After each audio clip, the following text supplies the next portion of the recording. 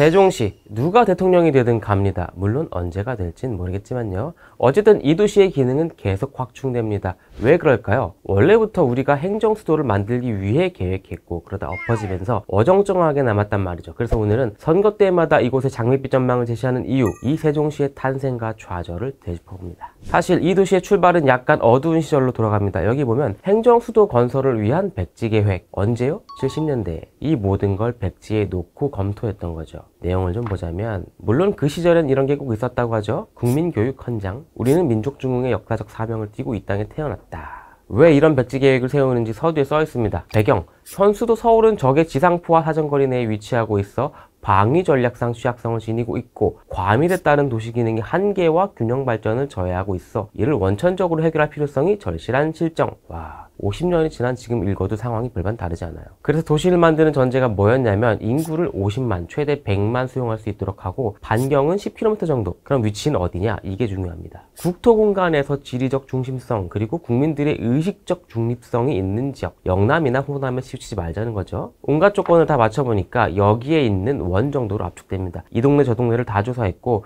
후보지를 이렇게 추렸는데 물론 지금의 우리는 이 영화의 결말을 알죠. 공주, 조치원, 청주, 부강, 대평 이 사이가 세종시가 됐다는 걸. 근데 당시에는 어디에 행정수도를 만들지 정하지 못했습니다. 78년에 입지를 연구했는데 79년에 무슨 일이 있었나요? 남산의 부장들이 나오는 그 사건이 있었죠. 그래서 백지계획이 아니라 아예 백지화가 됐습니다. 물론 어딘가에 이런 모양의 도시를 만들겠다는 구상 정도는 해뒀어요. 잘 보시면 가운데 강과 산을 비롯해서 서울과 구조가 비슷하다는 느낌이 들죠. 가운데 산에 종남산이라고 써있는데 저 산을 장군산으로 이름만 바꿔보면 지금의 세종시 일대와 자연경계가 일치합니다. 아까 그림의 동쪽 끝이 세종시가 된 거예요. 우리가 지금까지 본 게 행정수도 건설을 위한 백지계획이었잖아요. 이게 세월을 돌고 돌아 대선에서도 화두가 됩니다. 노무현 대통령의 후보 시절 공약이었고 결국 참여정부의 핵심 사업에 대해서 특별법도 만들었어요. 근데 2004년 10월 우리가 다 아는 사건이 터집니다. 이 특별법들에 대해서 헌재의 위헌 판단이 나온 겁니다. 수도 옮기려면 헌법 개정하고 국민투표하라 이거야. 이때 논란이 됐던 게 사실 헌법에는 수도가 서울이라는 명문화된 규정이 없어요. 그래서 관습헌법이란 표현이 나왔습니다. 조선왕조 이래에 600년 동안 도읍이었으니까 옮기려면 헌법엔 없지만 그 헌법을 고쳐야 된다. 참여정부 입장에서는 노무현 대통령 탄핵 의결 이후에 또 한 번 국정동력을 상실하게 되는 위기였습니다. 전국적으로도 쇼크였죠. 그래서 대안이 뭐냐? 수도 이전은 접자. 신행정수도가 아니라 행정도시를 만들자. 결국 2005년 3월 국회는 방향을 살짝 바꿔서 행정중심복합도시 건설특별법을 의결했고 우리가 아는 세종특별자치시는 그래서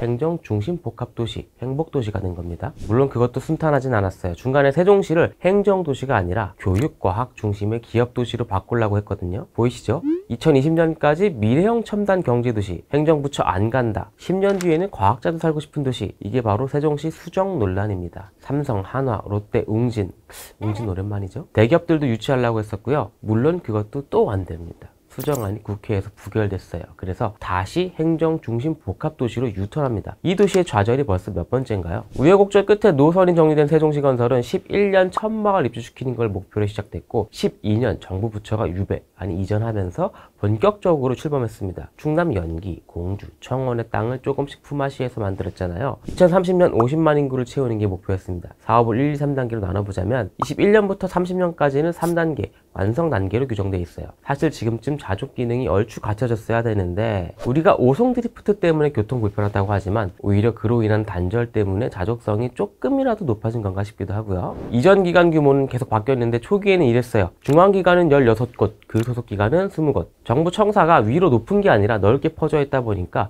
동선의 비효율적 구조에 대해서도 지적이 많은데 사실 처음엔 이런 컨셉이었습니다. 권위적인 거 피하자, 단지형 배치 피하자, 시민 친화적으로 만들자, 21세기 랜드마크로 만들자. 도시계획 과정에서 여러 가지 개념이 등장했는데 대표적인 게 우리가 타고 다니는 간선급행버스 체계, BRT도 그때 계획됐습니다. 이렇게 도시 전체를 순환하는 세종의 지하철 같은 거예요. 사실 세종의 교통 얘기 시작하면 도로가 너무 좁다는 불만 꼭 나오는데 원래 그렇게 계획이 됐습니다. 자동차보다는 사람과 녹색교통에 중심을 둔다. 여기 보시면 대중교통이랑 보행, 자전거의 도시교통 분담률을 70%로 설정하고 있어요. 애초 자동차를 덜 타라고 계획했던 도시고 자전거만 따져보면 목표가 20%입니다. 그래서 자전거 도로만 400km가 넘어요.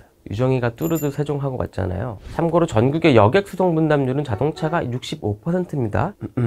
쾌적함에 너무 신경을 써서 공원은 진짜 화끈하게 많은 도시예요. 박물관, 도서관 모으는 것도 다 비슷한 취지로 시민들의 문화 공간을 확충하는 거죠. 가운데 엄청 큰 땅에 국립박물관들의 단지가 만들어집니다. 기록박물관, 자연사박물관, 도시건축박물관, 디자인미술관, 디지털 문화유산 영상관. 이렇게 만든 세종시를 우리는 여러 생활권으로 나눕니다. 생활권별로 컨셉이 있기는 한데요. 물론 누구나 계획은 있었죠. 저도 지금쯤 애가 둘은 있어야 되는데.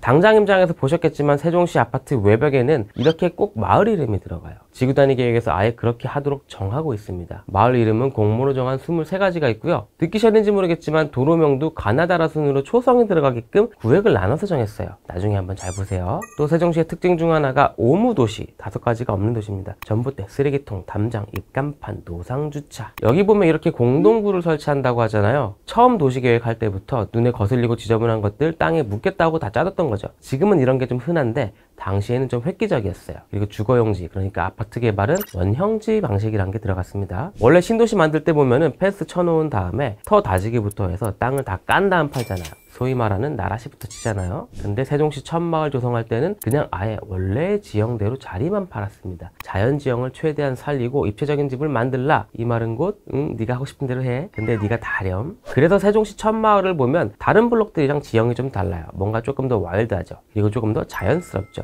당시엔 이런 컨셉이 있었답니다. 어떤가요? 이게 바로 첫 마을이 만들어지기까지 세종시가 걸어온 길입니다. 입주가 11년도였으니까 벌써 세월이 꽤 됐어요. 조금 있으면 리모델링 연한이 찹니다. 우리는 이 도시의 완성을 위한 논의를 이제서야 다시 시작했는데 말이죠. 어쨌든 정치 논리를 떠나서 어렵게 풀어온 사업인 만큼 지역 균형 발전의 앵커가 될 수 있기를 바랍니다. 그럼 이만 총총.